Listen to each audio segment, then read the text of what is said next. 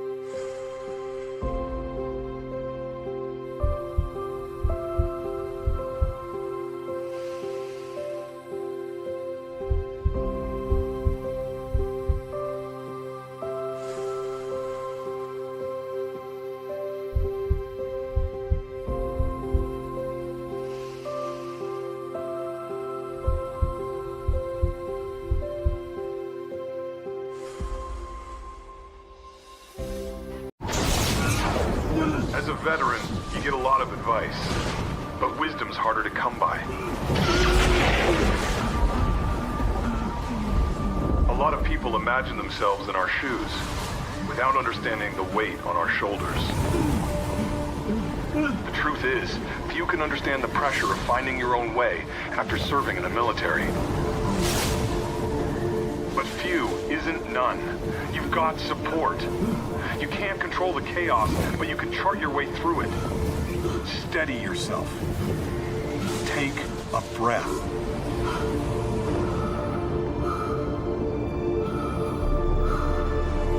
You're not alone.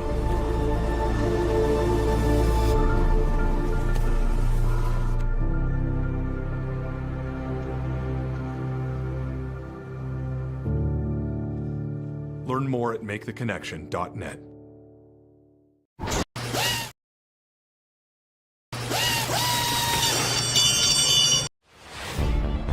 When we're lost, it can take another veteran who's already been through it to show us a new perspective.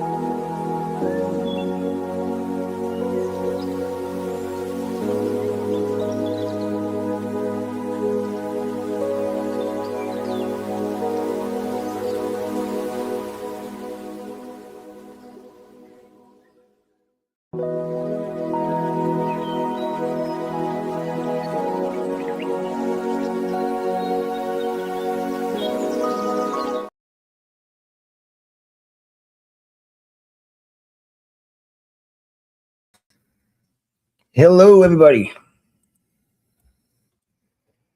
How is everyone tonight? Can everybody hear? Good?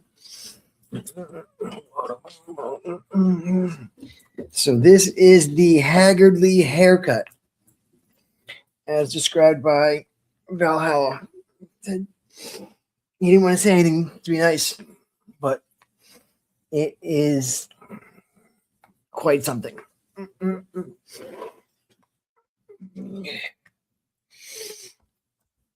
Hey, Malin, how are you? Hey, Dar. Sarah. What else we have in here?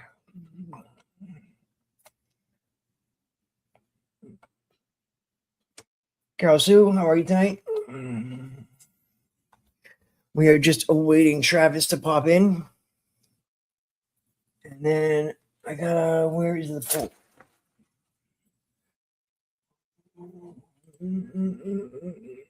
New poll, there we go. Question.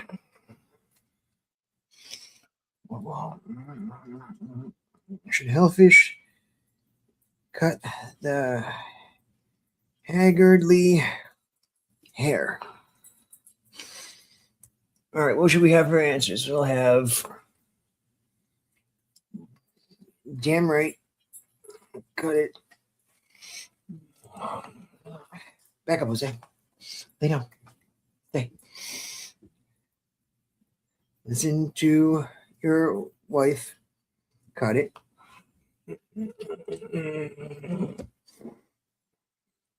Let it grow. Let it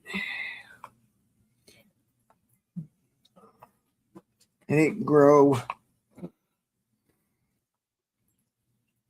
Tune of Frozen. Let it go.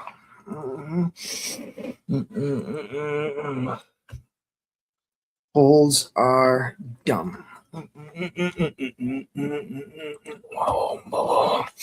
you guys go. I hope you enjoy the poll.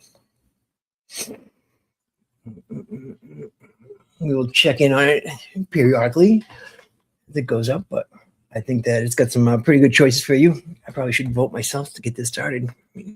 I can't ask you guys to vote if I'm not voting. Let's see how it looks.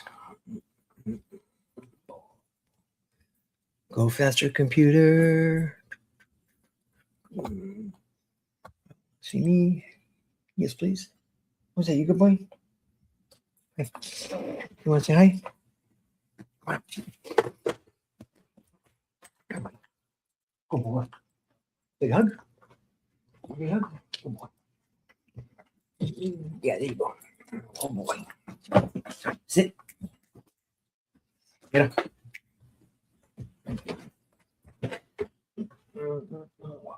Up on the bed. Go. Up. Stay. Good boy. Okay. Back up. 2 steps back. Here we go. That's a laptop. Yeah. Crazy buddy.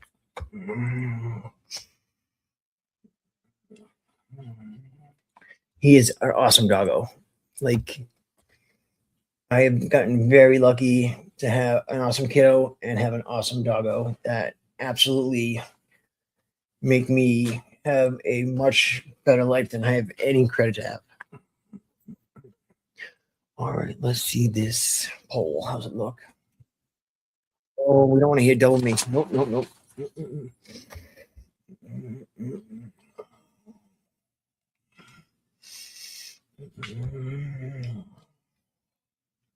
I don't see no poll.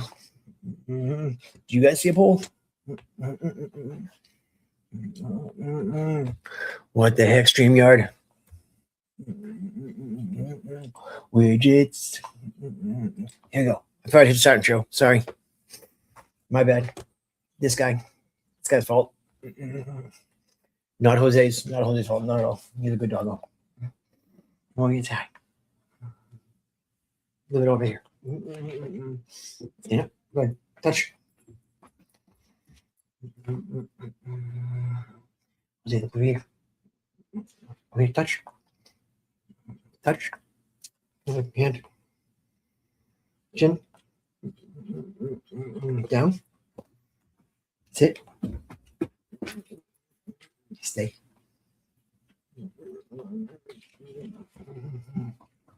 This falls down. Let's reset to that. Ooh, the poll's going up. We see damn right cut it.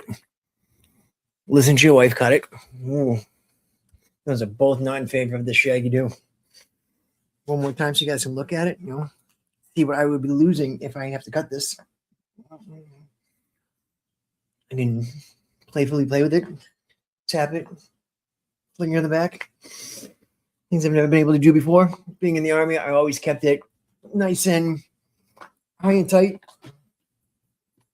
So this would be this is the longest it's ever been in my entire life. Even like when I was growing up, I just had the basic bowl cut. What's up, buddy? Back up. Your food's right here. There you go. Good boy. Ooh, we're getting some other votes in. What do we got? We got polls are dumb. Yes, they are. Let it grow. Let it grow. Let it grow. Let it grow. I'll sing for you guys so you guys can truly get the idea of that one. We are voting on this ridiculous haircut. So my barber had a baby. Congratulations, Gino. It's a very good reason to no longer be in the area. And him and his baby mama relocated to start a new life with the little one. He just finished the first phase of fatherhood in his first child. So now his first kid's going off into college, and decided that it would be a good idea to start a second child and start this whole thing all over again because he didn't get enough out of the first time. So he figured, hey, I'm 20 years older now. Let's go for it again. Hey, MJ. Hey, Val.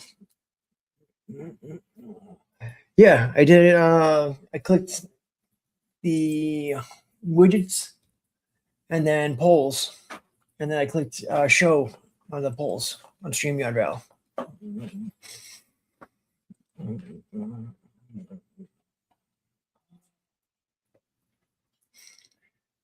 You think my husband never listens to me either? I tell him don't cut it, and he cuts it. Hello, how are you? Mullets are back in style. I think I could do that, keep the party in the back. Val, is it really as haggardly as you thought it was? I know you didn't get like a real good look with my hat on all the time, so let's fluff it up for y'all.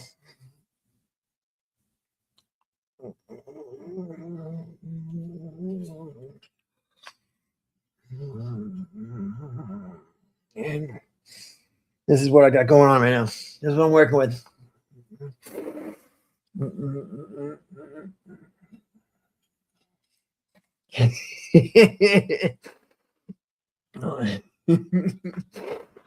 Touche, Val, touche.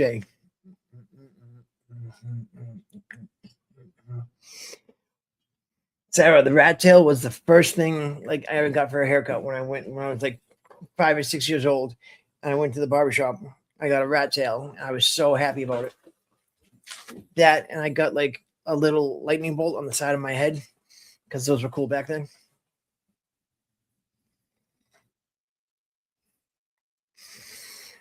Dread it. What would I have to do to do that, Val? Just not wash it forever? I just remember a kid doing that, and like they put like honey in their hair. It was like really kind of gross how it like gets to that point.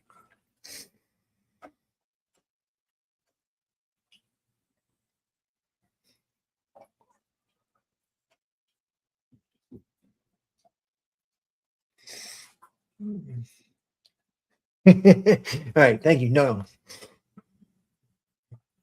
Roll it and don't wash it. I don't think I could do that. I really like. So the funniest part about all this is with my hair. Before this happened, and I got the miscommunication with my wife and knowing not whether to cut it. I would call my barber every 3 to 4 weeks because I hated when my hair touched my ear. As soon as it touched on the side, it absolutely drove me crazy, and I couldn't do it. I was like, nope, I can't. I want to get a cut. I can't deal with this. Ooh, we got let it grow is currently ahead in the poll. So make sure you guys vote. Make sure you hit the like and comment.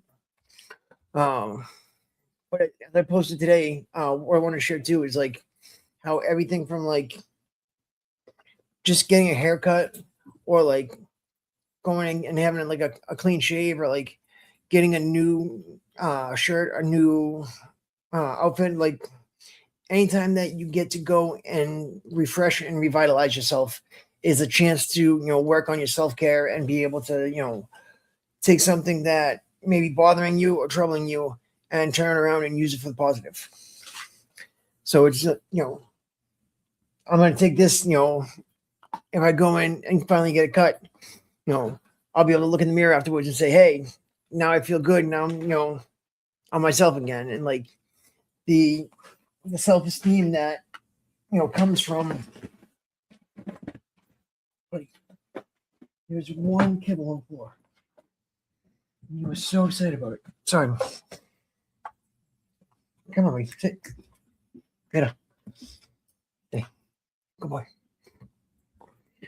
And so when you get that refreshing, it's like, it's such a pickup for your self-esteem to be able to have that, the way that you look in the mirror afterwards and you see yourself again, how a simple change in appearance can like drastically boost your self-esteem and your confidence. Like, taking control of personal grooming, like really does provide a powerful sense of, control, and it's like an emotional uplift. And I think, folks don't understand a lot of times the connection between, self-care, your identity, and like resilience. Like if you're out there and you're in a funk and you're like, no, I'm not going to do this, I'm not going to do that, one of the first things that you can notice in people when they're really like in their own heads is, is that a person who's always, a fancy dresser? Is that somebody that's always in a button down and slacks, and now all of a sudden they're in a grubby tee and, they look unkempt, that could be a sign that they're going through something. And that's, in the QPR question, persuade, and respond class. That's one of the first things that you let people know when they're first line leaders and they're trying to help coworkers and things like that is, start noticing the small things and you can be able to make an impact better on somebody because you'll notice what they're going through and you can see the small changes that, the big boss won't know. So like when people give a class and things like that, they'll see that, when you're at a lower level with somebody and you talk to somebody daily at work, you're a better person to get this type of training for QPR, like question, persuade, and respond. Let's see if I can throw that up in the what I have for a link for that. If anybody ever interested in the training for that, I am certified to give the class and certify people in it. Just 1 second.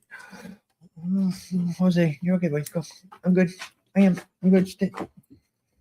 Good boy. Thank you. All right. I'm going to pull up a link here real quick. And we'll share the link so I'm not doing this by myself. Share my screen. Yes, please. Hold on. Let me see what this is first. New instructor manual. Oh, 2006 edition. Add to cart, yes.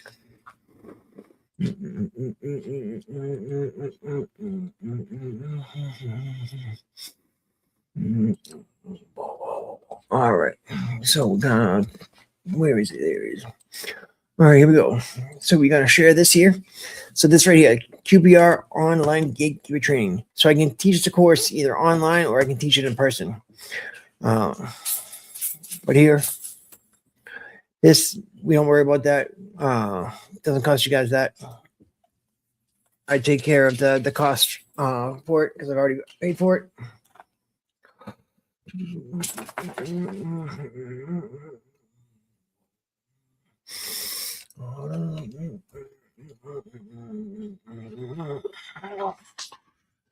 Oh, where is my thing?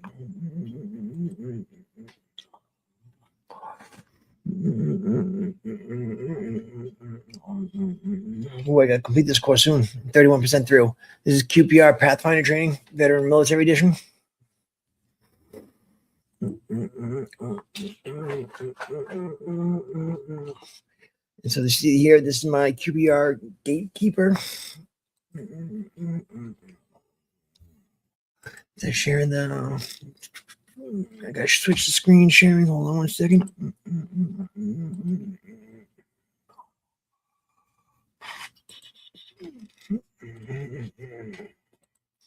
So this here is my certificate. Yes, I doxed myself. Everybody knows who I am. It's in the information on the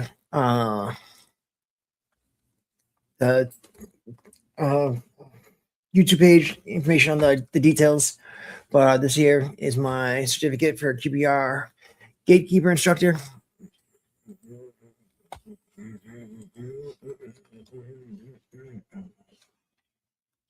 We'll let it grow still is in the lead.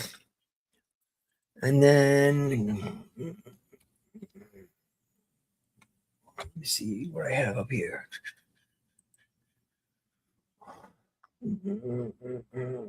Instructor. Here's my instructor stuff.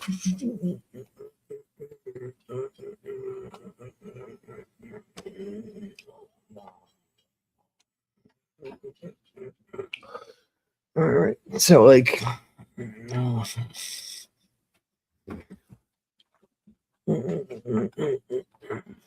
I will share again the screen 1 second here.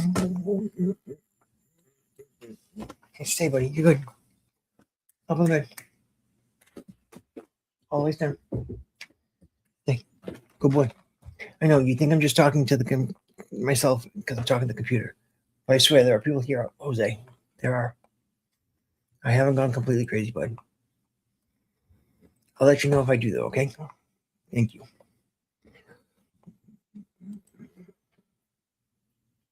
Share screen. All right, share. So this is the gatekeeper training. The review materials. Digital version of the book, Suicide, The Forever Decision. QPR booklet and card, printable and mobile version. QPR booklet card, Spanish, also included.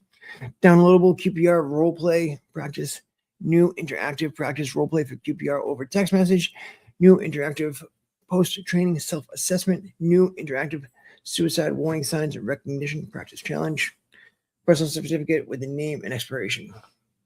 It shows, how to get students registered online, how to conduct the course, how you're supposed to issue the stuff. You're not supposed to share the stuff with the people. So this is everything that you have. Let's see if we can throw one of these videos on real quick. Do this one here, the introduction to QPR video. Let's see if this is gonna play. I gotta switch the thing. Hold on. Stand by one. Share screen, share the other. Well, all right, check out this video. This is going to be an intro to what QPR is.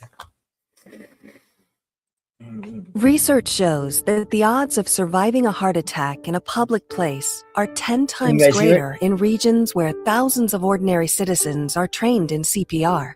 It's called bystander rescue. When someone shows signs of experiencing cardiac arrest, the response of nearby friends, family, or coworkers is critical. The effective use of CPR doubles or triples one's chances of surviving a heart attack.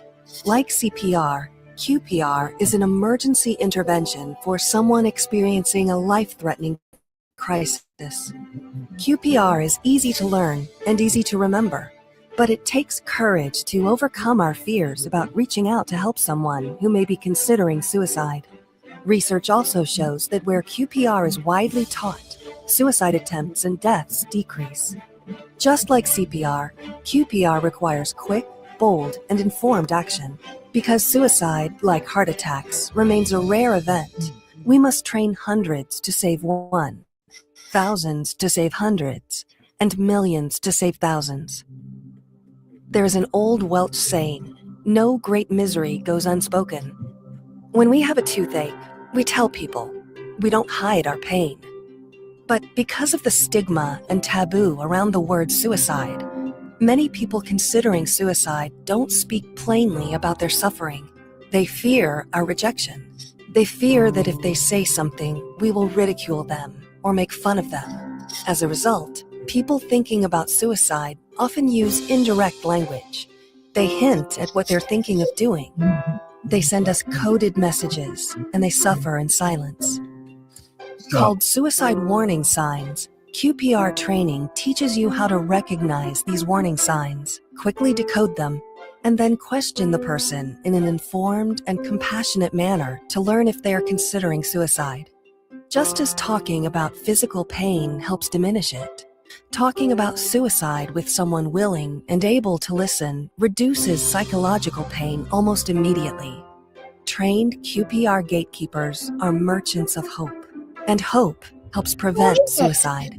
Millions of people.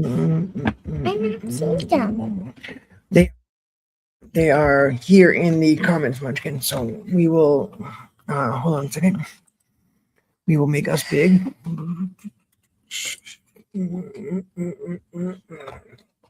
Go ahead, say hi, Emily. Hi. Tell everybody who you got. I got. Ooh, Val, come on in. Howdy, howdy. Can you hear me all right? I don't hear you. Stand by one. I think I might have just switched my thing. I got you. What's going on, man? Not so much. Just, covering down for Travis, seeing, what people should think. And, I took to heart the Haggardly. Apparently. Though the wife was very thankful that you made that comment. She was like, see, I'm not the only one. I'm causing chaos, y'all. I'm causing drama. Jose, go. I was gonna say, it looked like Jose was freaking out a little bit. I figured I'd jump on and keep you company for a minute. Jose, go. Go see mom. And I got Bingo and Billy and Sadie and Bandit. Yep, she got the whole Wheeler family. Is that what that is, Bluey? Yeah. Nice. So she got Bluey and Bandit and the rest. And then I got a bone to pick with chat real quick. Which one of y'all thought I don't wash my hair? That's ridiculous. Who said that? Wash my hair at least every other day. Goodness. And, did Mama say to cut that out. And I asked nobody who signed them on to cut that hair or we did a hair. Well, I'm on team cut daddy's hair. That's what Emily's team long hair. Long hair, don't long care. Hair? Oh, Long hair. fabulous. I honestly don't know what to do with it. I hate every aspect of it right now. But like I said, my barber is gone. It's very hard to just say, hey, anybody go ahead and cut this. Well, you were asked. Long hair. Short hair or long hair? Short hair? Well, it depends. I think we got to do something with it. It's looking kind I of like just a keep it like this. scarecrow at the It moment. looks kind of weird. Yeah. It's looking I a little kinda bit look like like a a soccer mom. scarecrow. Yeah. I'm just a normal mom, You look like a WNBA fan is what you look like right now. I will not stand for it. I mean, I do drive a Subaru, so. Hey, you got 2 out of the 3 requirements on lockdown. Grab Daddy's Sprite. You were asking how to dread your hair? Yeah. Oh, It's shit. in Hold on. in there in the fridge. Thank you, Gummy. Oh, was it you? No, it's me. What was I doing? Spotify. My Spotify just started playing. Sorry. Ooh, goodness. So no, when you dread your hair, you just section it out, right? You get your sections, and then you do something called. There's a couple different methods. I did a back comb. So you take it like this, and you just kind of tease it down, and it compacts. It starts to knot up. And the other way to do it is called a twist and pull, I think is what they call it. And they basically just take the thing and like pull it this way, put it back together, pull it this way, put it back together, pull it that way, and it makes a bunch of knots that way too. But I've never put any like stuff in my dreads. Gotcha. Sounds like a disaster. The first set of dreads I actually did put some wax in, and it was a disaster. They were gross, and I had to cut them off and start over. So yeah, the reason there's two chats is because there's the vertical and then there's the horizontal. So if anybody's hanging out in the mobile version, come on over to the horizontal version. That's where most people are. I don't enjoy the horizontal version, vertical version all that much. I think it you have it set up pretty well actually, but I think a lot of times the camera angles get funky on you, and it's just not as easy. It does, and like especially too with like the background of things, like when you go and look what it does, like that's not good. One, but like up a different background. Like I was looking at it earlier because I wanted to do like this one for my background tonight. And just a big R. But yeah, I'm just R on that one. So I went with this one. This is actually taken right in Baghdad, over by the Libvic PX. We were waiting over there to go out. That's a convoy right there leaving out the gate. Probably 2007, 2008. I took this picture. The only time I was in Baghdad was when I got medevaced and I got stuck there for a couple days. I was Baghdad, 07, 08.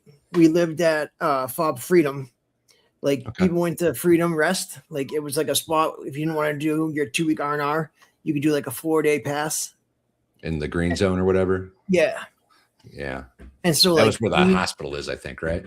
Yeah. I was there. The Baghdad ER. Yeah. They had to stitch up the back of my head. That's where we had to go for everything because we lived right there. And there was a time I was in there waiting to get like number 11 of my anthrax shots because I got all 7 of the regular series, and then I started getting every 6 months there are yearly boosters, and I'm like, why do I have to keep getting these shots? I'm like. And like I said, I was on number 11, and I was like, "What are you guys just putting in me?" I just don't understand. Mm-hmm. When they were giving us the anthrax or whatever, and everybody was making a big deal out of it, and then all of a sudden we didn't have to get them anymore. So I only got 1 or 2 of them. No, but I wasn't. I opted out of that real quick.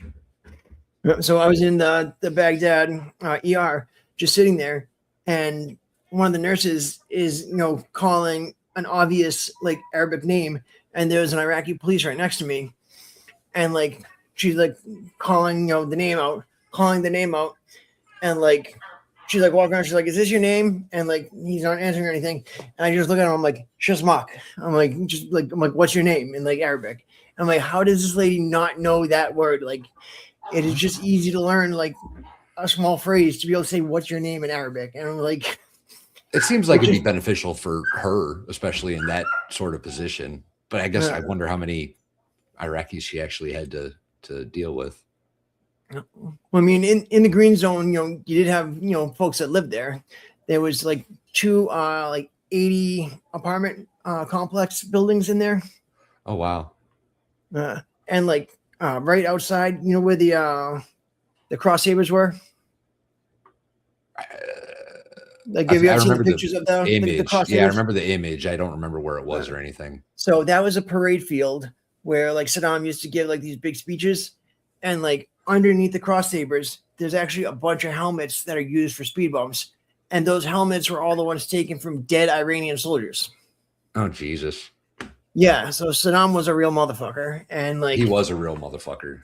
And he took these things and put them there. And even if you look at the bottom of the hands that are holding the cross sabers, there's a bunch of the helmets around the bottom of the hands too. See if I can pull it up to show people. I got it. You got it? Yeah. All right. This is what we're talking about, you guys.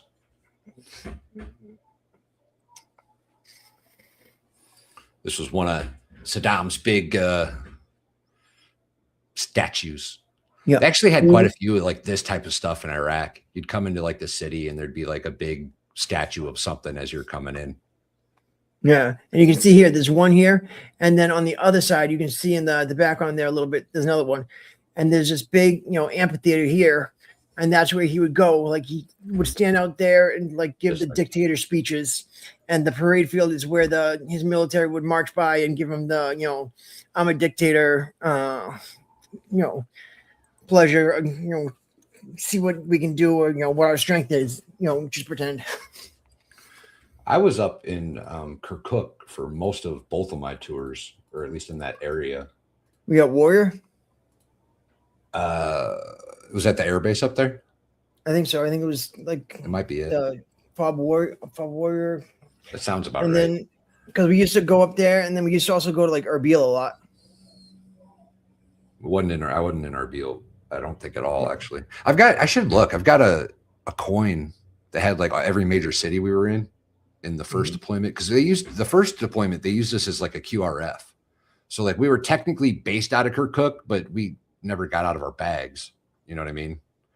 And they would just send us everywhere. That's how I got the Big Red 1 deployment patch, because they attached us to the Big Red 1 down in Samara, I think. Yeah, that's who we took over for. That was intense. That shit got crazy. So down in Samara, they had it set up where you could not go through the city unless you had a tank escorting you. You literally could not take a full vehicle Humvees through the city without a tank in front. And then at times when we didn't have that available, they literally would flex us a Kiowa to be our lead vehicle. So that must have been nice. It was really awesome because I was the lead truck gunner. A Kiowa is a real small attack helicopter, for those that don't know. It's like a little baby bird. Like this one, like it was the real fast. Special operations uses it. And, private contractors will use it a lot. But these things are just, they drop about 10 feet above the ground and just bomb through the streets and the alleyways, and then pop up when they have to go over cords or a building, and then come flying right back down. It was really awesome to see and to watch, because we had a general that we were doing protective service for, but he was the general that was for maneuver. So we had to go and talk to all the brigade commanders and battalion commanders to see what assets need to be flexed where. The Kiowa, like if you're thinking of helicopters in the military, it's like the dirt bike of helicopters. It's real small and maneuverable, and I think it's a 2-person helicopter, and they just load it with rockets and machine guns. It's a pretty cool little helicopter. Yeah, we used to. They'd come in. They had a bunch of them out in Hawaii. So when we do like training missions out in Hawaii, they'd be the helicopter of choice. They'd come in and just blast everything apart, and then we'd move in. It was crazy because like we were in Blackhawks a lot, and like when you go on the Blackhawk, like I'm gonna pull up let's do this here. Add share screen. So I have a Flickr that I put like all my pictures on back in the day. I'm just gonna pull it up and share it so that way we can, you can see the area that I was in and kind of understand like if I was in the same spot you were.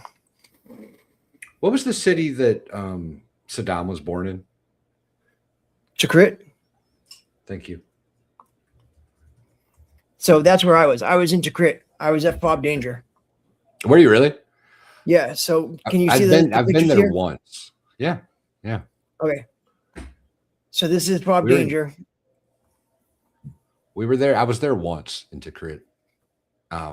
Actually, I think it was getting some. It was having some issues, so they sent us in for backup, if I remember right. This is, these idiots on, MySpace trying to add my sister as a friend.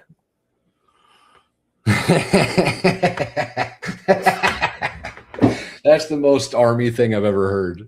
Absolutely. When the boss is gone, putting on his vest. That's and then funny. This was us and the first ID guys during our RIP tour. So this was the Vic that I took over. When we were there, I think it was just still HESCO barriers that made up pretty much the entire base, and they were getting blasted pretty good. These are HESCO barriers here.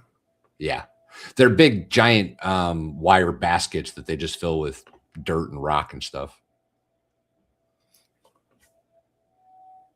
They wanted to do weapons call with AKs and everything, just so we were familiar with it if we needed to. I wish I still had the mosque that was on base. This right here is the bombed out palace. This was Uday and the other ones, the brothers' palace. Kusei? Yeah. So this is the those two dudes were evil, y'all. Those two dudes would do horrific shit. Absolutely. This is where our MP company stayed, but this was attached to a corrections facility. So to crit, they would collect detainees there. It was a short-term facility, and then they would send them down to Baghdad. So one of our platoons lived here and did the corrections mission, and then another platoon would do the escorts of the detainees down to Baghdad. And then our mission was protective service. So we lived in other buildings. Like I lived with this general here, and then this is me walking in the back. This is the guy that was the main contact for the general. He was in charge of our squad for PSD stuff. And then if we were going on a bird, there'd be two of us on the bird with him, and then there'd be two more on the PSD team in the bird behind to make sure like no random majors or stuff like just jumped on and like bothered the boss. And like it was funny because we didn't wear rank on our vests. We at first had just the U.S with the period. And then they wound up yelling at us and saying we couldn't wear that. And then this is the setup we had. Let us get over shit like that. This is, we built our own shit. This is my TV. I actually brought it from home because I gave up my apartment before I went on the tour because I was, 20 years old and I was living by myself and I was like, I don't have any place to go. And so I just, sold everything I had and I threw this TV in a Connex and, didn't tell anybody about it. Gave the supply sergeant, a case of beer. And I was like, just keep this on the down low. And when it got to Iraq, the first sergeant was like, why the fuck is there a TV in our Connex? I bought a guitar with the intention of bringing it and learning to play. My first sergeant, he didn't let me bring it. He was like, there's no room for that, blah, blah, blah. I was like, it's just a guitar, man. And then we got to Kuwait. This asshole, he walks up to me. He's like, hey, where's your guitar? It's like, you told me you couldn't bring it. He goes, oh, I was just messing with you. You son of a bitch. I was so mad.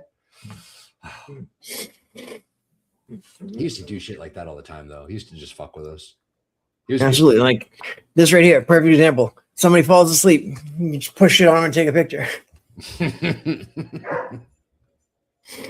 And then here's a picture from, inside the Black Hawk as we're flying over Fob Danger. I'm sure right here he's reaching down there because somebody probably just nut tapped him. I was gonna say, looked like a detainee for a minute there.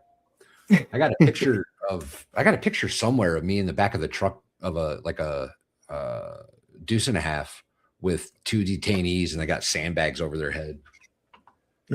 So this right here was what we thought was a safe, secure training area. There's me taking a leak. And we wound up having a anti-tank landmine placed in our tire tracks 5 minutes after we went down this area and then came back to do it again. It was called Midland Range. And it was just in the middle of like the mountain area. There was a small like combat outpost, like maybe half a mile away. And we thought the area was secure because we originally got qualled on 50 cals. And then when we got to country, we could only use 240s in the city.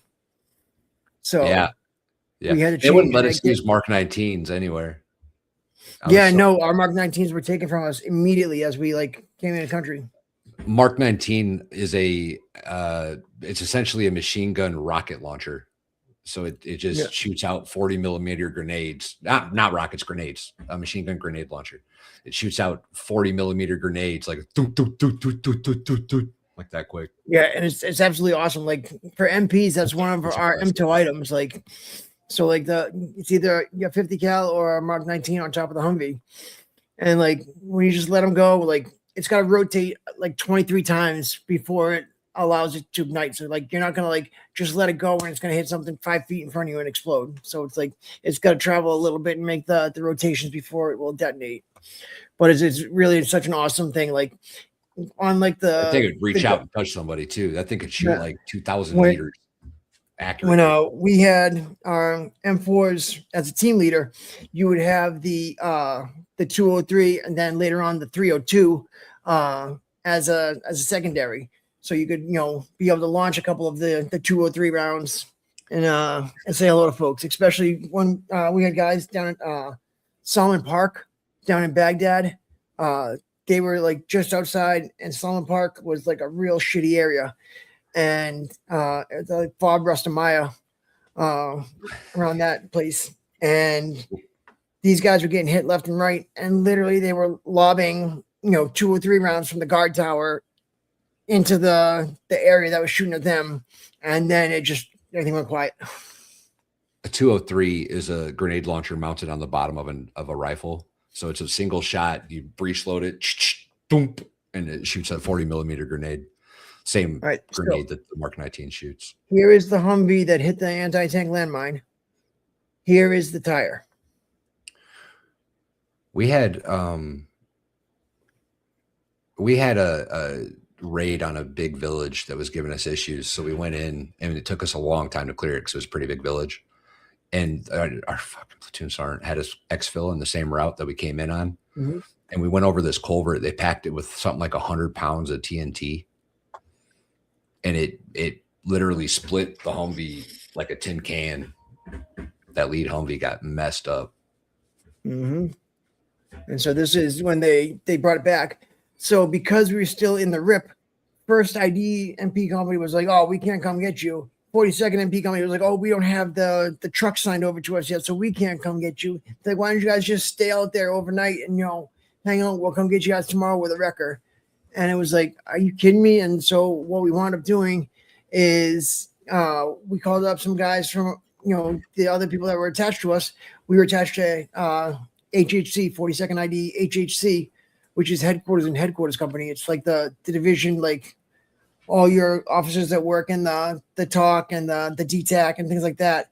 They're all part of that company. And we had like the general's son came out to like get us with like a sergeant major, a bunch of like random E7s, some majors and lieutenant colonels, all put together a hodgepodge element to come out and get us. So they came out, got us. We had, the 4 guys that were in the vehicle that got destroyed. We had to get them into other vehicles, and we didn't have enough space to safely drive them back ourselves. And so what we did is we passed them around. Did I ever tell you the time we got stuck out in like a rice paddy for 3 days because we got all the no. Bro, it was miserable. So those guys, just one thing that left to add is they came out to save us, but they didn't fuel up the trucks. So on the way back to the base, we had to stop in the middle of the road, pull out the fuel canister, the donkey dick, throw it on, and refuel the Humvee for them because they didn't fuel their trucks before they left the base. We had so that specific situation that I'm talking about. Yep. We had gone out on a patrol, right? It was just supposed to be like an 8-hour patrol. And we got 2 of the 3 Humvees stuck in the mud in the rice fields. Because what they do is they just flood a section of the desert. So all of a sudden there's like 2-3 feet of water in it. And the ground out there isn't firm at all when it's flooded like that. So 2 of our 3 Humvees got stuck in it. And we called in, and they ended up sending a wrecker out. The first wrecker they sent out got stuck trying to get to us. Oh, so we had to sleep out there in the middle of this pond, essentially. I've never been so eaten up by mosquitoes. Right, like literally a rice paddy, like a rice field. They'll just take a field, legal tubes. They'll take a field and flood it with the irrigation channels, and then they'll plant rice in it, like you would see in like Korea or whatever. And it was just essentially a pond at that point. This up here was northern Iraq. This was like Erbil area. Yeah, that's like the landscape I'm used to in Iraq. That's where like I was staying in this kind of stuff in the hills, not so much just flat desert.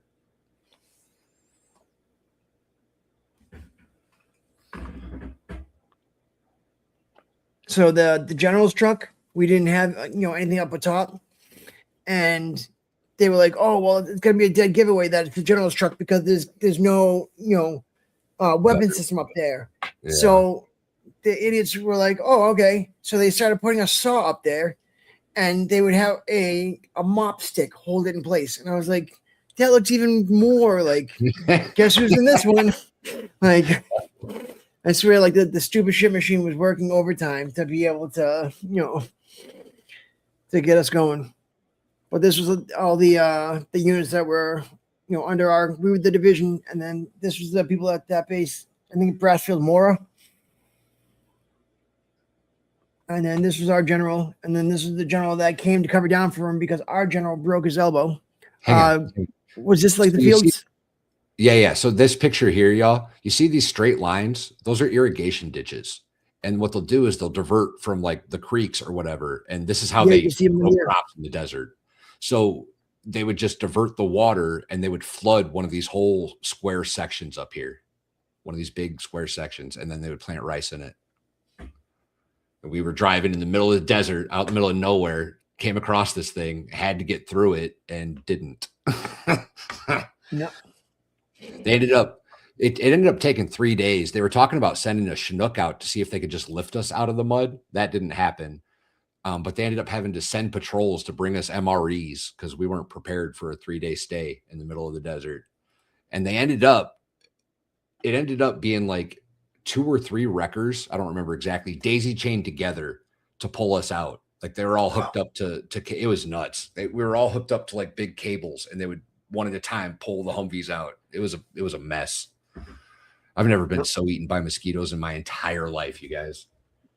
We had because there was like a nearby village, right, which is who was planting the field, and the like little kids. The little kids would they would herd the sheep every day. They would go walk the sheep all day long. That was the little kids' jobs. So the kids knew we were there immediately, and they would end up. We talked them into running to town and buying us snacks and sodas and stuff like that. It was kind of funny. We were hanging out with the kids most of the time we were out there. That village didn't want no problems. Right here, like you can see, like this was when our route turned black on us while we were on it. So we had 2 Apaches come escort us through it. That's awesome. This was me with my BCGs. BCGs are the glasses he's wearing. It stands for birth control glasses because they're military issue and they are absolutely horrendous. Nobody's getting laid wearing those glasses, y'all. Not a single person. Folks would fall asleep on the flight sometimes. That's Samara. This tower is in Samara. That was we fought for like a month in Samara. So that was the Tower of Babylon. Is that what that tower is? Yep. So that was when they're trying to reach up to the sky to reach God. Yeah. And then he changed everybody's language so that they couldn't build any higher. That tower is absolutely huge. And when we got there, they were sniping at us we put a lot of bullets into that tower when we were there. Like a lot.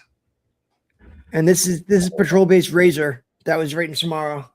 And right here you can see the wooden shacks. Those are the handmade porta johns. And these poles in the ground with a half water bottle cut were the urinals. The pee tubes. Yep. So what they would do, because you can't just pee on the ground, right? It'll be gross and diseases and bugs and stuff. So what they do is they take a big like metal or PVC pipe, run it down into the ground, something like 6 to 10 feet, and then fill it up with gravel and sand. And then you'd pee down the tube and it would go underground. So it wasn't so disgusting. It was still disgusting, but it wasn't so disgusting. Absolutely. Like you see like the villages as we would fly over.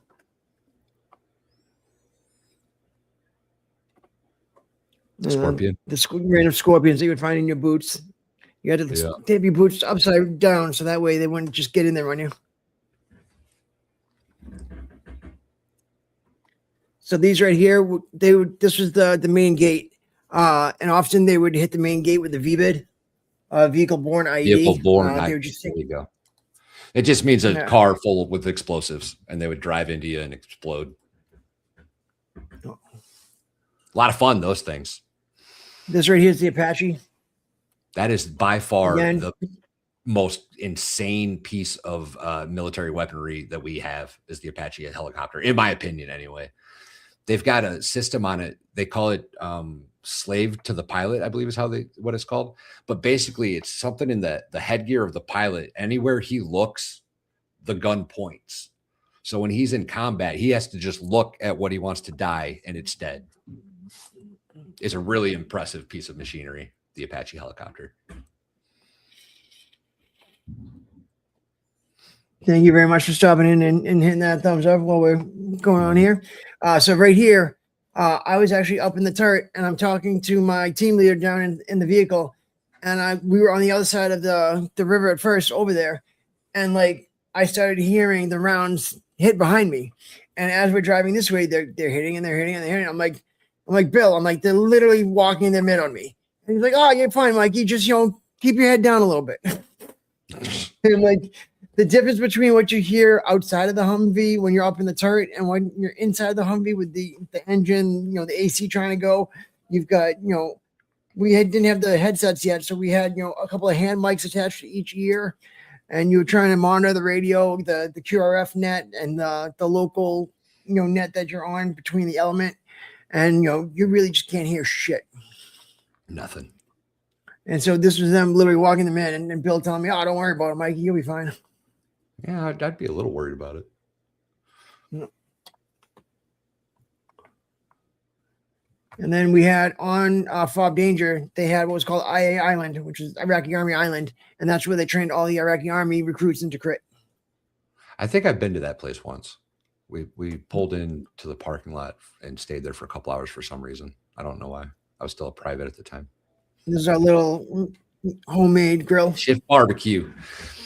I promise you this, you guys, every fob out there has a homemade barbecue grill somewhere. Every single fob is a forward operating base. So you get stuck in these little shit bases all the time. And every single one of them has a homemade grill that you'd go and buy, goats or sheep or whatever you could find in the local town and bring it back and grill it.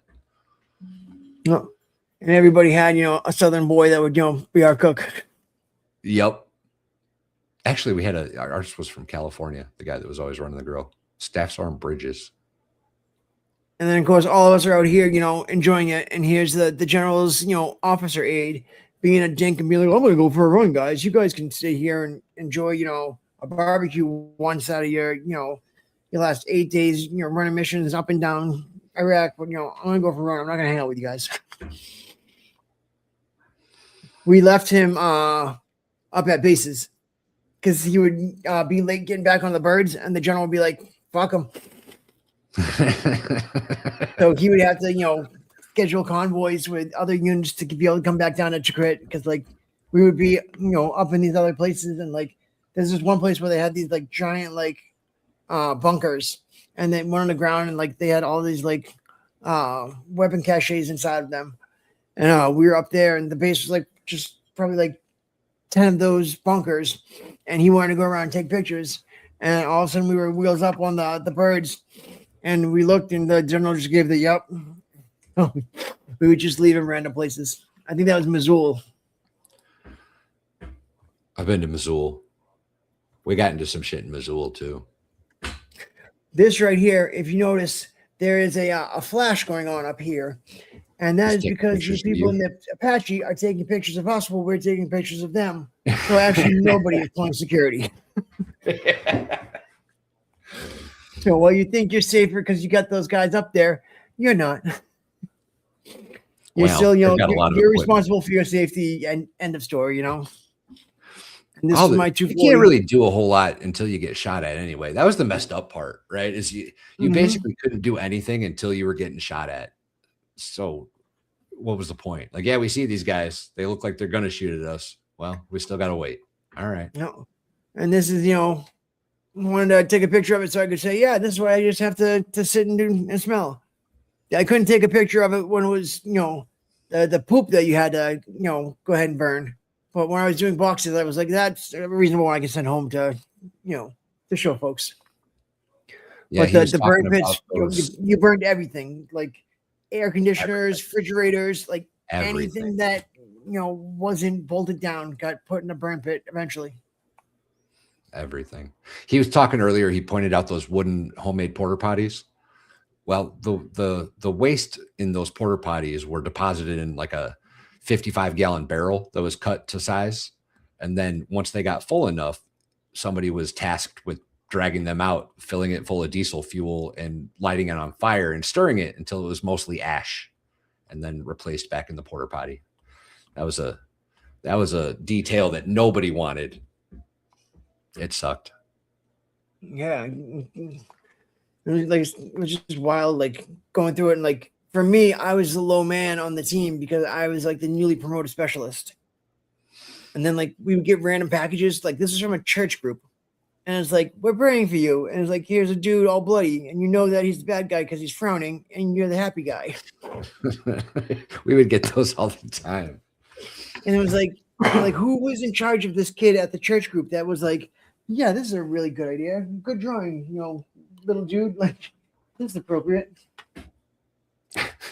And was that a rookie job? Darth Vader asks. I was in a pretty good unit, so for the most part, everybody had a turn doing it because it really sucked. Nobody wanted to do that. You smelled horrible for the rest of the day, until you could wash your uniform, which could have been weeks. But they made sure we took turns. This right here I thought was funny. There's a guy washing himself in the potable water. So that means this is drinking water? Yeah, potable water means it's drinkable, but that is clearly not the case anymore. No. And this right here is the Air Force EOD coming out. And I actually posted this on the Twitch Watch and asked, there's an EOD captain that's got like a shit ton of followers on Twitter. And I asked, what type of thing was this? I got a private message a day later from a guy that said, hey, I was in that unit. Was that 2005 outside of this base? And he was like, I'm like, yes, it was. And so he was actually in this unit that came out and did this, search and detonation for us. That's cool. So out here on the other side of it, on the other side of the bridge, there was a little kid. And the day before, we threw him a stuffed animal. Like it was just a little something like this. We threw it down to him. And he was down there. And the next day we went out. Same thing. We did like a hasty LZ so the general could drop in the Blackhawks. And he could go around the area, check it out. They kept bombing this bridge that went over to an oil refinery, but they kept destroying the bridge so you couldn't get over to it to be able to use it. So we were trying to figure out the best places to put like a little, outpost or to put like guard towers or guard shacks so that way we could stop the people from destroying the bridge so often. So the general flew out there those 2 days. And after the second day, we're driving back, the same way we went there and the same way we've gone the day before. And this little kid from the day before is literally standing on the street like this, like trying to wave us down. And my team leader looks up at me and goes, Mikey, who's that? And I said, it's the kid from yesterday. He's like, are you sure? I'm like, absolutely the kid from yesterday. And sure enough, we stopped the vehicle. Bill gets out. Bill doesn't speak any Arabic. The kid doesn't speak any English. Kid just grabs Bill by the hand, goes up the side of the road, and starts dusting off something. It's a 155 round buried in the ground with a bunch of wires coming out the back. So we grab the kid. We throw him in the back seat. A 155 round is a 155 millimeter mortar, artillery round, rather. It's a giant. They would find them from like the Soviets and stuff, and even our own from back in the day. And they would rig them up to explode when we drove past them. And the 155 usually left a big hole.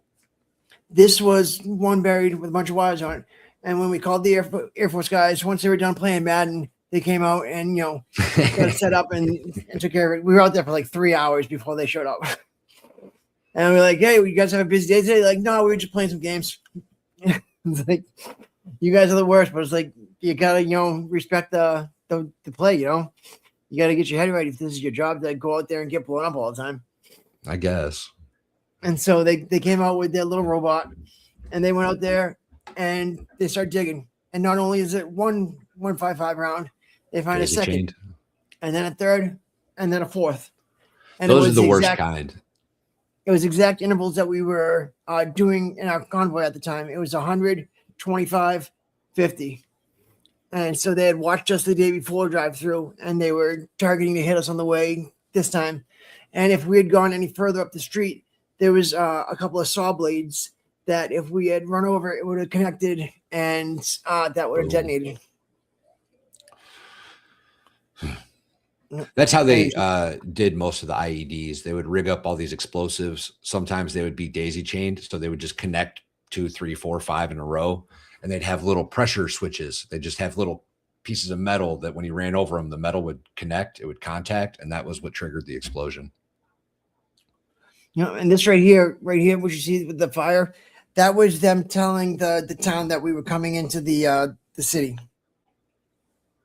That makes sense. And like signal fires. It was crazy. Like all of a sudden, like as we're driving in, you see a guy run over and just light a big thing up. Tire. And so this was into crit. Like at first they were like dropping shit down on us. So like anytime you went underneath an overpass, you would like get down inside the truck so that way they couldn't drop something into the Humvee. And then we couldn't wear the yellow like glasses, or like the rose ones that helped you see better in sandstorms, because they started putting copper wire across these, and a gunner got decapitated driving through there. That's crazy. Well, yeah, they did all sorts of shit. We would change something, then they would change something. This was IA Island here. That was how it went. We would adapt to their techniques, and then they would adapt their techniques to our new adaptations. It was just over and over and over again. There's your pea pods there. Yep, there's the urinals. Piss tubes is what we call them. And so, like, you see the other gunners had like a shield in front. So because of this little thing right here, this was for our Blue Force tracker, and we were the only ones that had a Blue Force tracker in the convoy. So because of this little satellite for it, I couldn't have the shield in front of my gun. So, I was fully exposed in the front. And up here, the top of the Humvee, which, I thought on my first tour was, bulletproof and safe. And learned real quick on the second tour that it was not. Blue Force tracker, it's just the radar system, and then it's got like a laptop in the front seat passenger, and it tracks all of the units in the country, and you could tell where everybody else was on GPS. It's a cool system. This is the Kiowa. That's the whole reason for the search and me going on the pictures was to find this. Yeah, just a little 2-person Kiowa helicopter that was super fast and gnarly. They'd fly real low to the ground. It was really cool. Well, you can see here how there's a bar and there's things attached where guys could have, Yeah, they would, like, not so much us, but like the special elite units, like the Green Berets and the badasses.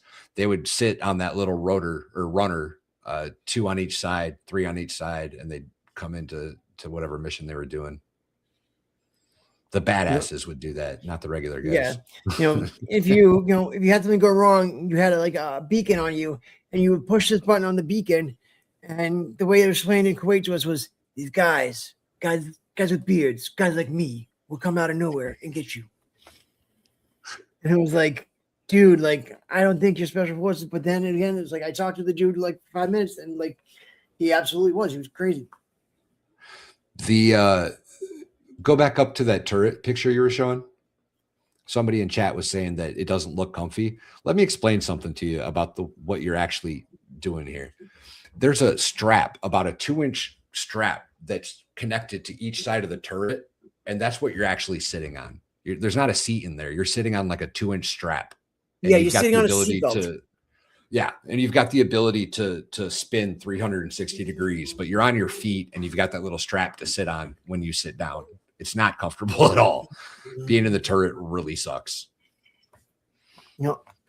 And like, so you go up and down, and like the whole tour, like for me, like that's really what like was fucking up my back was the up and down. And then as you can see, like we welded additional things up here. Like these, shields weren't originally made for the Humvee. They were taken from the graveyard down in Kuwait. They have like a tank graveyard, and we took stuff from down there, and they called it, hillbilly armor, because we were ripping from one truck to give to another. in 2002, I think, no, 2003, when I first went there, we didn't have Up Armor Humvees yet. They had the cargo Humvees. So it was a 2-person Humvee with canvas sides and roof, and then like a bed in the back of the Humvee. And that's what we did a convoy from Kuwait all the way up to Kirkuk in the back of that thing with like 9 dudes in one of those trucks.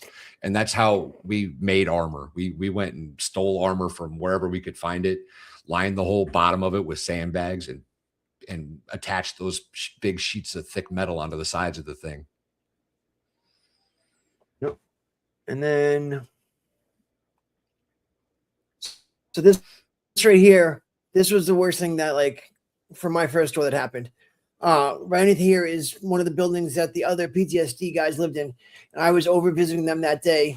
And this right here was a V-bid that hit a Iraqi police bus that was doing shift change. And they were going around to the different, guard posts and towers and stuff that were around the city of Tikrit. Because the city, the highway went right through the base. And so they hit, that area. It actually blew up the entire bus. There was, people, parts everywhere. The flesh, just awful. And you can see us down here in the picture. There were other guys that were taking that picture, but we had to stand guard there for the next 8 hours while they got something constructed to be able to fill the hole that was now in the baseline. And because this was the building that our guys lived in, we were right there. So they got, you're first on scene. So you're stuck there until relieved. And it was fucking terrible. Yeah. Yeah. And this was that bombed out pallets that I was talking about. They literally I want to see if is that the one that had the golden we have toilets pictures in from it? inside of that thing, but was that the one that had the golden toilets in it? Yeah. And this is something else wild. Sandstorm. Yeah, this is a sandstorm coming in. And it literally would come in like this, and you can't see shit. This is a decent one where you can actually see. But most that was of them actually you a pretty see, mild a couple sandstorm. feet in front of you. We had one come in on us, and it was red. This is when Toby Keith came. Oh, that's cool. The sandstorm was red for whatever reason, and we couldn't. We were out in the middle of. It might have been Missoula, I think, and we literally had to just grab a hold of the guy in front of us and walk back to base because we couldn't see a damn thing. You're breathing all that shit in the whole time too. Oh my God, it was terrible. This was down in Samara too. And that's what I meant. Shit would happen.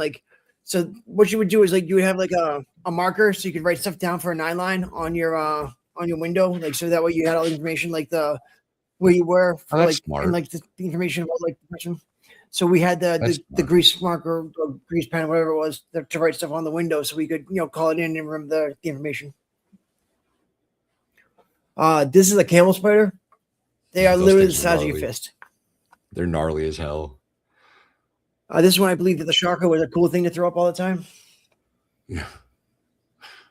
Is that an Abrams? No. What is you have the inside of whatever this little tank is. Yeah, it's not an Abram. What is it? Is that the mobile artillery thing that's not technically a tank? Probably. This was a base where is. A striker platoon was at. That's not a striker, though. No. But that platoon was stationed there. They had at the front gate was a big striker that just went back and forth all day. And this is how the Iraqi army would travel. Yep, that's every Iraqi army or Iraqi police truck in the country is that Nissan. Every single one of them. Did you get any pictures? So this was the bridge that kept getting blown up. You could see the recently rebuilt stuff. Yeah. I'm not sure, but I will. Probably this right here was where the little kid stopped us. This was the other side of it from the air. Yep. So when you went north, Iraqi army had red berets, but when you went north, the Kurds wore a green beret. We liked the Kurds, y'all. The Kurds were the closest thing to an actual fighting force that was an ally. Yes. And this is actually the Iranian border. And this is how they cooked our meal.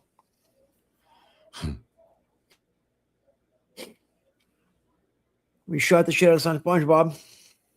Apparently.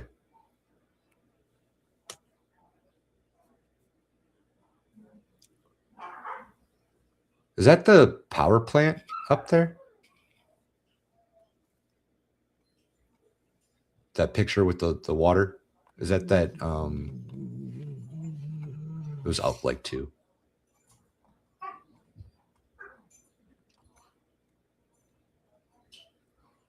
This one up here?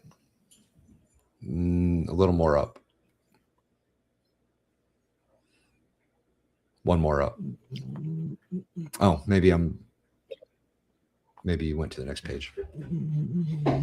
There was a power plant somewhere in the up north that was right by a river lake thing, and it reminded me of that picture.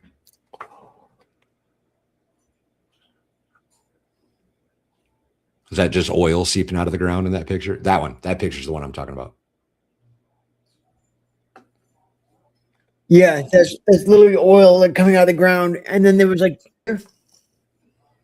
one side of the fence is Iraq, the other side of the fence is Iran. That's crazy. Yeah, the oil would just seep out of the ground like that, y'all. See like things like this. You get a low spot, and it'd just be like instead of a puddle, it'd be a puddle of oil.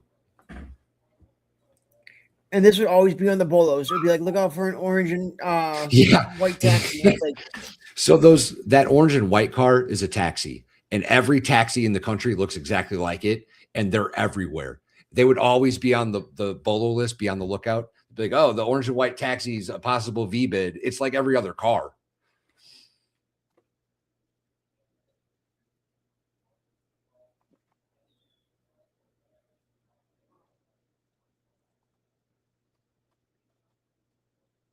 And like sometimes when we would fly over these things here, there would be like 1 or 2 people out there, and we would throw soccer balls to the kids. Nice. And like this little dude, we threw a soccer ball out to him one day, and like the gunner and the Blackhawk would be the one throwing it, and like he's talking to the crew chief is talking to the pilots, and he's like, fly over by that little dude, I want to throw it towards him. And like they like signal the kid down on the ground, they're like, are you ready for this? Are you ready? And the kid's like, yeah, throw it to me. And then they literally throw out the Blackhawk, and this kid just starts sprinting, and he runs and runs and runs, and he gets to it, and he bicycle kicks the thing backwards. And I was like, that kid absolutely deserved that soccer ball. Yeah. Like we gave that to the right person. So this is like most of the villages that we would go into were like this. Where's that picture at? What, the small ones like this? Yeah. So most of the villages we would go into is like this, and they would basically build like a compound. This one down here, that's Samara. I was gonna say I know exactly where that building is. That building's like 6 stories tall, I think. That's like right in the bazaar in Samara, the market. Yeah, I know exactly where that shit is. Because you should remember this too, then. Yeah, it was a pretty big area actually. It was like 6 big city blocks, and it was where all the sellers would go. So everybody would go there every day to buy whatever they were buying.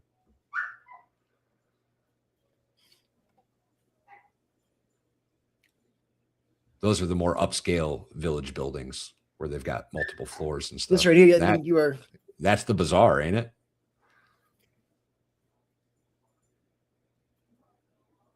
Yeah, and there's the mosque. Wow. And this is where they would shoot at us from all the time. They would be in the alleyways right around here. And one day we're getting shot at, and I can hear it. And like I'm hearing it getting closer and closer, and then I'm hearing it actually being shot at me. And I'm like, why the fuck am I getting shot at? Like I'm facing, the left, and I'm hearing it get, shooting at me. And like, why the fuck is somebody shooting at me and nobody shooting back? And the idiot behind me was facing the wrong way. And like my teammate was yelling at me, stay disciplined, stay in your lane. I'm like, fucking A. Dude, Samara was at like in 03, 04. We went in there. I believe it was Operation Baton Rouge. I think that's what it was called, and it was it was intense. The first 3 days was nothing but a gunfight. We cleared the whole city. We cleared every single building in the city in Samara.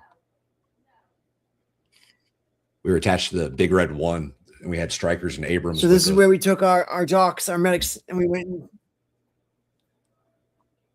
Is that the hospital in Samara? We go to your little. There was. Oh my God. That hospital is. And the kids, like I said, the kids saved my life. So I can't be mad at any of the kids. That hospital in Samara is one of the biggest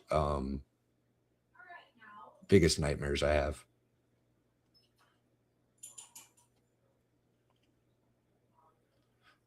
They wanted us to sleep in this, like, the entryway in the hospital because we're in there and we're fucking shit up. So like there's a lot of people going to the hospital and most of them aren't alive anymore. And we got to the hospital after like 3 days of fighting, and they wanted us to secure the hospital. And they ended up, the doctors weren't happy with us, obviously. And they wanted us to sleep in this like front foyer lobby area. And I remember we had to like sweep out all the gore out of it, and they like sprinkled lye all over this room, and that was where we were supposed to sleep. And like, there's no way I was sleeping in that room. I slept in the back of the truck. So Bakuba was actually where that little kid saved my life. Bakuba? Yeah. I think it was Fob Summerall. I don't remember. This right here, a mortar round hit the sergeant major's truck and didn't detonate.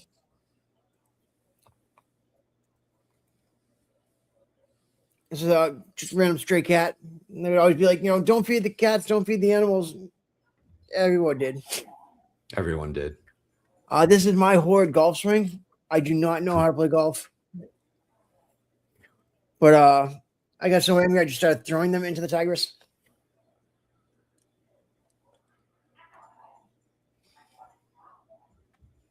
This is what I was talking about. This is the inside of the Brothers Palace. This is actually really awesome. And like, not a lot of people got to go in here. That's crazy. So 4th ID was the first ones into crit. So that's why their unit motto was steadfast and loyal. So it says, fuck steadfast, fuck loyal. And then we cussed it on. All you newbies, stop that shit. What is that 4th ID with that unit patch right there? Yes. This is how a missile drops 4 into. lieutenants pointing north. This is the WMD shop. But this is what it looks like when a missile drops into a place like this. That's the precision that the military has when they hit a target.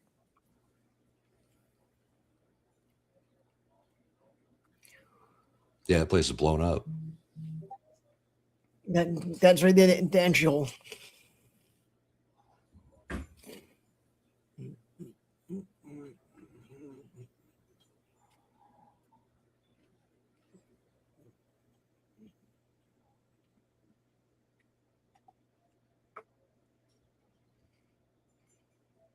There's a front picture of the Kiowa, so you can actually see like how tiny it is. And there's a little what's that called? The Gatling gun. They shoot real fast. There's a monkey I took Give me a prisoner. minute. I'm gonna go. I need a cigarette. I'll be back. Absolutely. And definitely, thank you, Val, for jumping on this. I know it's not easy to to go through old pictures like this and shit, and it's definitely wild to see. Right here, we got Dunkin' Donuts. They had sent something out to us that said from Starbucks thing, the Starbucks employee program sent us out a, the employees could, instead of getting their coffee for the month, they put it out there and sent it to us instead in Iraq and Kuwait. So I sent a letter to Dunkies and said, hey, Starbucks sent a bunch of coffee. I hate that shit. Can you guys send something? And they actually did. And so they sent this and started a program where they would send 24 pounds of coffee out to a deployed soldier once a month. So they started doing this program because we wrote to them and said, hey, could you guys come check this out? So we took this picture to send back to them as a thank you. Inside the Division Tactical, this was the mass flag, the corrupt Commonwealth. This is the aftermath of a mortar round hitting a Connex. This is all the 50 states. And this is what we would have to do. We have to stand out there while the general was in his meetings.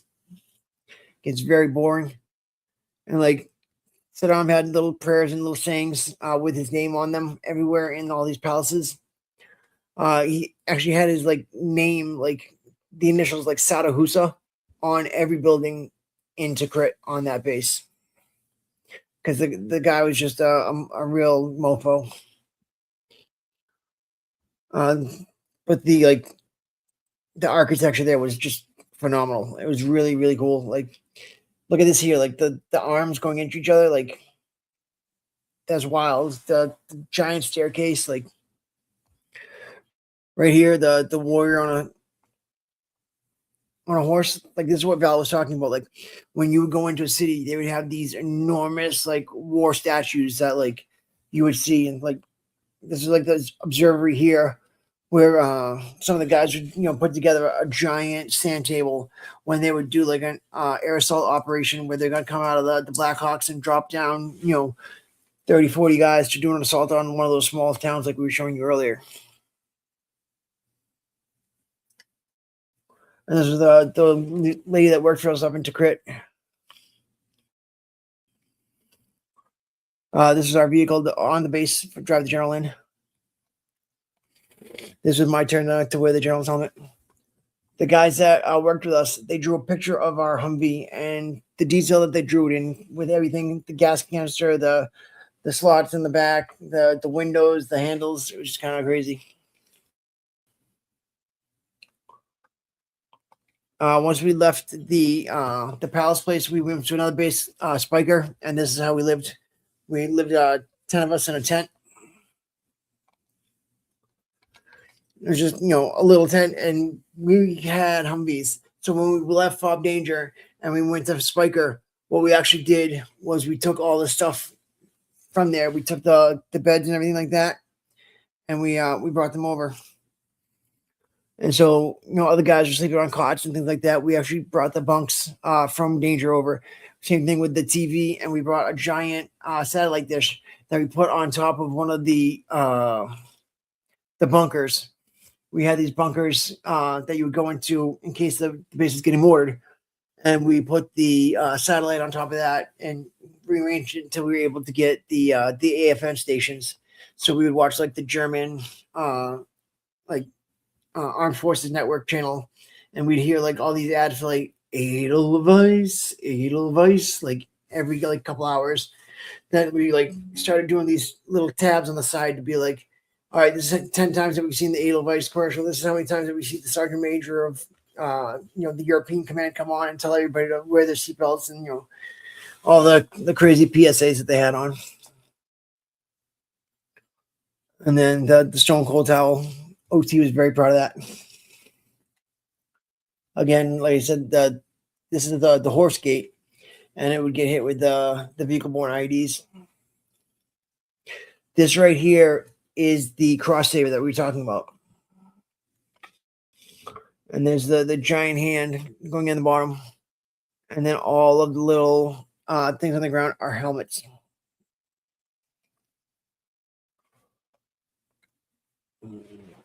And then I'll go back to the album list real quick so I can show you guys. But all this is available on my Flickr. Albums. So my second tour, I was in Baghdad.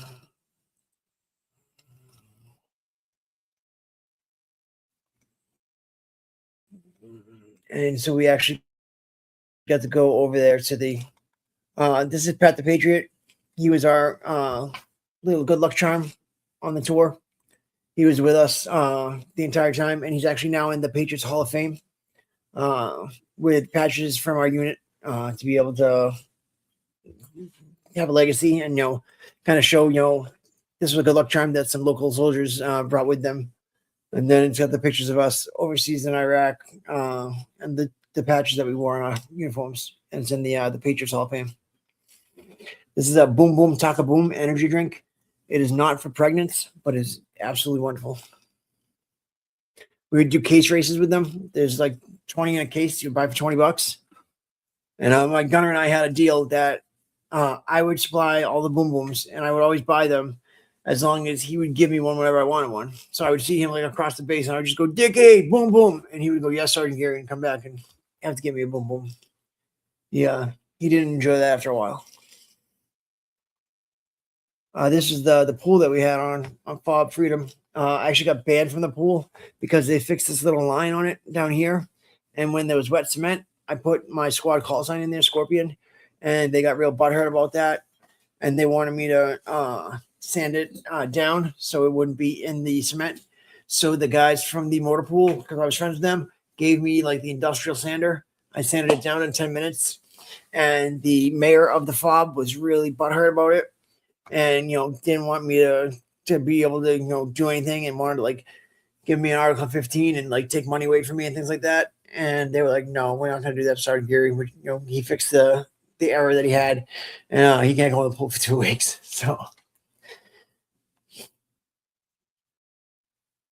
where is the Cross Sabers? There again, the stupid taxis, the Bolo. Come on, Cross Sabers, where are you? This is all Baghdad. Here we go. These are the Cross Sabers here. As you can see, these are all the helmets. Welcome back, Val. I just said earlier, if you ever need to break or need a piece out, like, absolutely understand. I'll go for a few more minutes. But at 9 I'm gonna call it quits. These are the helmets here, Val, on the Cross Sabers. That's crazy. And like the helmets were all at the bottom of each one, and they did, like I said, there was like a speed bump that went across the bottom of it as well. This is that bridge that the Blackwater guys had that shit happen to them. Where's that at? Is that Missoula? This was Fob Freedom.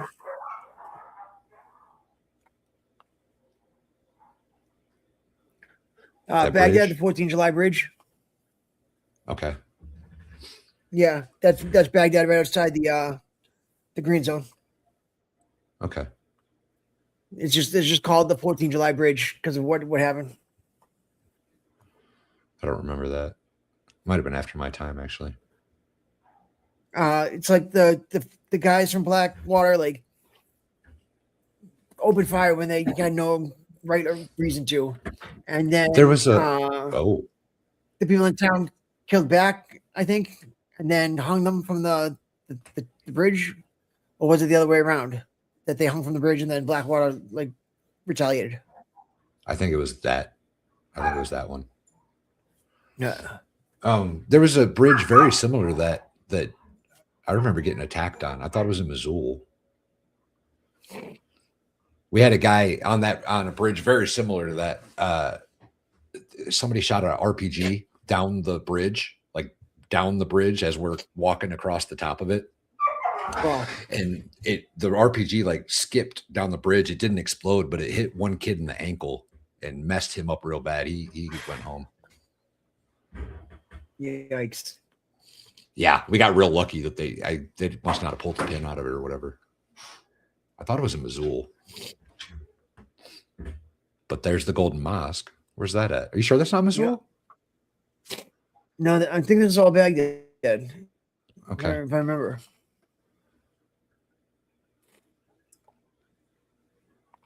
Sure. But yeah, because he said we did a lot like in that area. I just want to show one last one that we did because we did patrols outside of Dr. Alawi's house.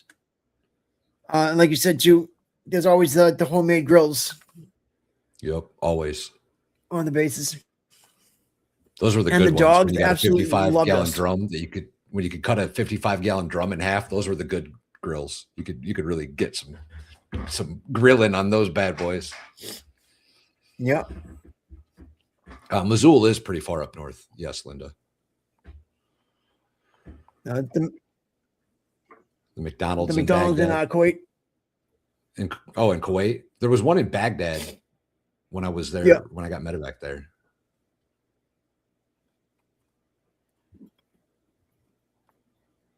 And this is the inside of that parade field. That's wild.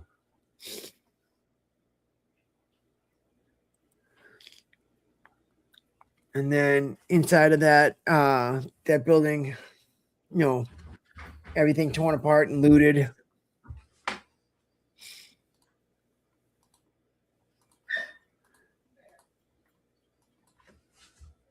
And then this was one of the bases inside the green zone too that had the 2 Saddam heads with a big sign that says "Don't take a picture."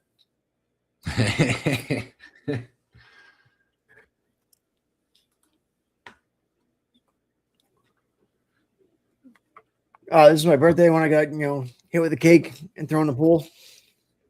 This is this is the kind of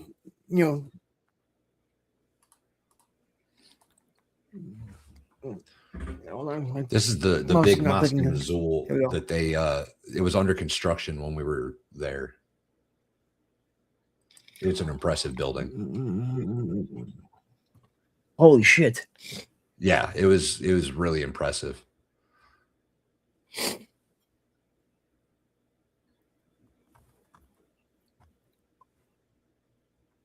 That's wild. They were still working on it when we were there the first time or whenever. And somewhere there's a very similar bridge to that one somewhere running along this. We got attacked on when we were on foot, and it was not fun. I lost a knife that day because I was running and it fell out of my pocket and I wasn't about to go back for it. Yeah, the being on foot was such a different thing than being in the truck. Like for us, we had like the embitters with the big ass whip antenna. Mm-hmm. So we had did a lot of like as soon as you got like maybe like a quarter mile away from the Humvees, just no communication at all. Like, no, it's great that I had this thing, but I can't hear anybody because we had to do around Alawi's house. This is what it looked like when I was there. This is what I remember it looking like. That had to have been 03 to 05. This picture had to have been.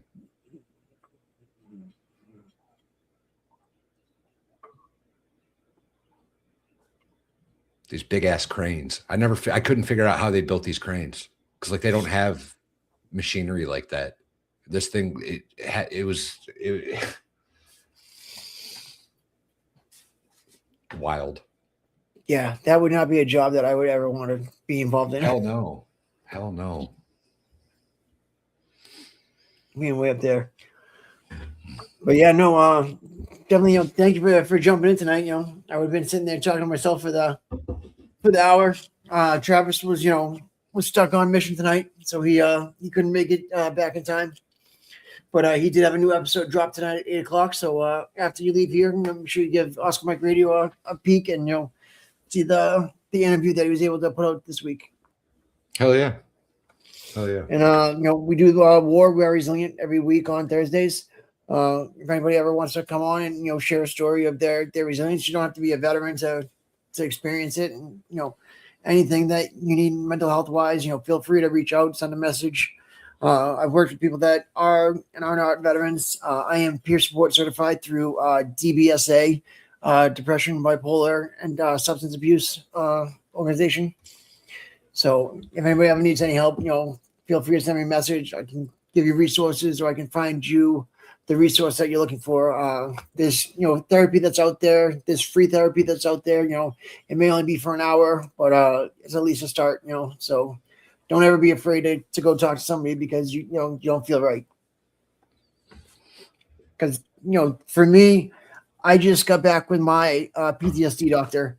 I took 8 different docs before I found one that I was comfortable enough with to be honest, to actually open up and say everything that was going on in my life. To say, that I was going through shit where I was abusing pain meds, where I was going through shit where, I wanted to, take my life and things like that. And so it took me a while to actually find a doctor I could say that to. And so when I did, and I had her for a while, and she saw me, go through the change. She saw me, get killed from a fentanyl pill, and she saw me get clean afterwards. Like, it was crazy that then after not seeing her for like 90 days or so, when I moved from a North Shore town to, south of Boston, all of a sudden they were like, oh no, you can't see that doctor anymore. You got to go see the social worker instead. And I was like, oh, that's bullshit. And I just stopped going for like 9 months.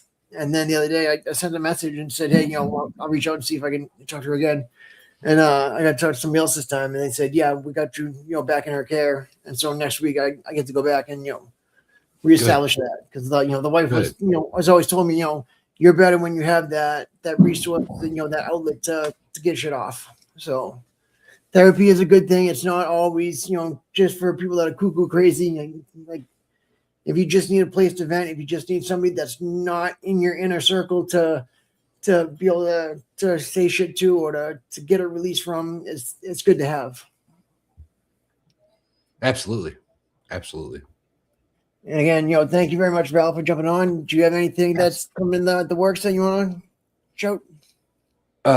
Yeah, I've got a few things coming up. Obviously tomorrow's Friday. We'll be on FNL. Short one Baker tomorrow night because he's still going to be laid up.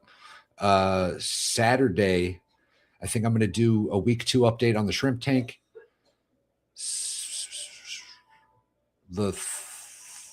Hell, give me a second. Yep. Are you doing painting with Eva? We don't have one scheduled, but I am getting. We're going to make one soon because I agree we need a paint stream soon. On the 2nd, I'll be on Down Home Network. And if you guys aren't familiar with that channel, go check it out. They're hilarious. It's absolutely hilarious. Best show in the 5 counties. Next weekend on the 8th, I'm joining Megan Fox and Flux and Mrs. Flux and Connor, Vice Baby, in their D&D campaign that's going to be on Megan Fox's channel. And I think sometime next week, I'm going to schedule the Axolotl fundraiser stream for Valkyrie because she wants an axolotl and it's an expensive setup. So we're going to hopefully raise some money for that and get Valkyrie an axolotl.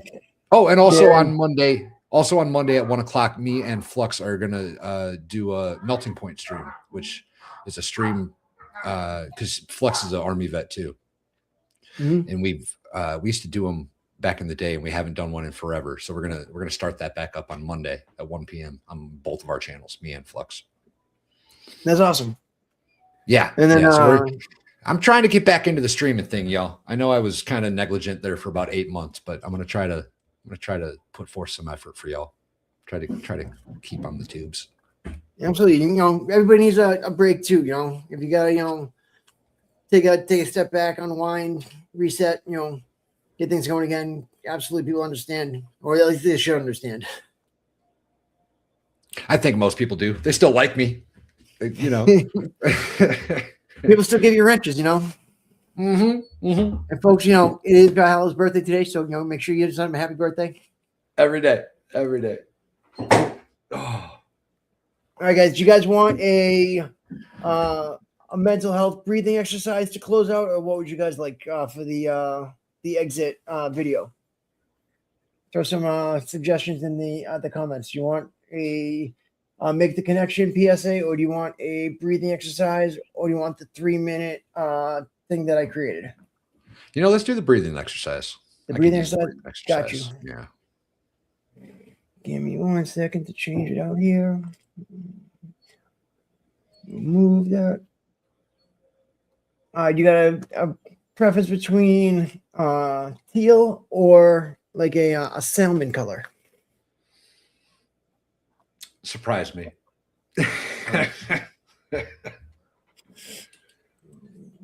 Whatever gets that haircut color. That's the color I want. Gotcha. The wife is gonna be so happy that people said to get a cut. She might cry tears of joy. All right, again, thank Love you. y'all.